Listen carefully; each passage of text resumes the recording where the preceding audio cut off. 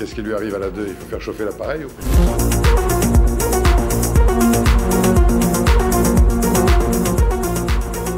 J'ai décrypté très tôt la crise sanitaire parce que j'ai l'outillage intellectuel et le bagage professionnel pour le faire. Donc j'ai vu dès le 18 mars que l'épidémie était d'une gravité raisonnable, qu'il y avait des plans qui auraient tout à fait été capables de donner les bonnes réponses sur savoir comment la gérer, qu'au lieu de ça, on a mis ces plans en échec, on a fait à l'inverse quelque chose qui était une réponse globale qui était totalement inadaptée et qu'on savait être inadaptée depuis des décennies, et que tous les meilleurs experts qui essayaient de le rappeler se faisaient démolir.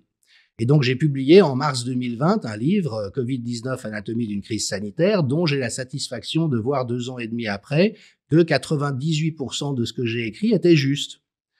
Et en fait, dans mon expérience personnelle, j'ai eu une première réaction de presse qui était très favorable. J'ai eu des articles dans Paris Match, l'Humanité, Les Échos, passé sur CNews, Sud Radio. Et l'avis unanime des journalistes, c'était « c'est un point de vue critique, mais il est intéressant, il est documenté et ça vaut la peine de s'y intéresser ». Et en fait, il y a quelque chose qui a basculé aux alentours de juin 2020, où là, j'ai eu des informations par des connaisseurs qu'une boîte de dark PR, c'est-à-dire de relations publiques noires spécialisées dans la destruction de réputation, avait été mise sur mon cas en Suisse.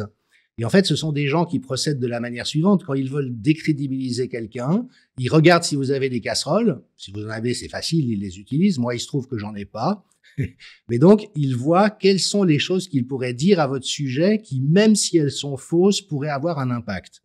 Et en ce qui me concerne, alors que je fais de l'anthropologie appliquée en santé publique depuis 30 ans, que j'ai enseigné dans une quinzaine d'universités et de hautes écoles, je ne suis pas rattaché au monde universitaire, je n'ai pas publié dans la littérature scientifique, ce qui de toute manière est un concept un peu bizarre en anthropologie.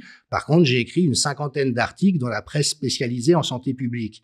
Et donc, l'angle d'attaque a été de dire, ce monsieur n'est pas un docteur en anthropologie, ce qui est vrai, mais anthropologue, c'est un métier, c'est pas un titre. Et donc, en fait, c'est un imposteur. Et dès que ce profilage avait été fait sur mon compte, il s'est diffusé à travers l'Express, à travers Thomas Durand, qui a écrit L'imposteur de l'anthropologie médicale, alors que j'ai participé en l'an 2000 à des congrès d'anthropologie médicale comme anthropologue médical. Et donc là, il y a eu une machine de guerre qui s'est activée. Et effectivement, c'était une des signatures du fait qu'on était dans une dérive totalitaire. C'est-à-dire qu'une dérive totalitaire ne peut se produire que s'il y a une idéologie qui est assénée de sorte à asservir les esprits.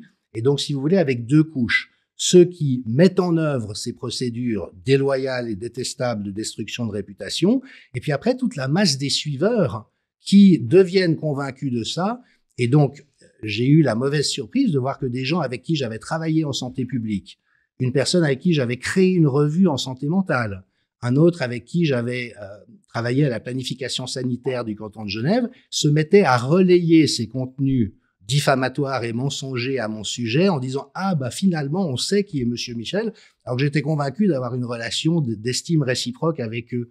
Et donc voilà, c'était une signature caractéristique. Et donc voilà, ça s'est manifesté de plusieurs manières, mais il faut bien comprendre que c'est quelque chose d'organisé, il y a des savoir-faire extrêmement efficaces en la matière, et qu'on a vu effectivement certains cercles médiatiques proches de certains intérêts économiques et politiques les mettre en œuvre de manière systématique.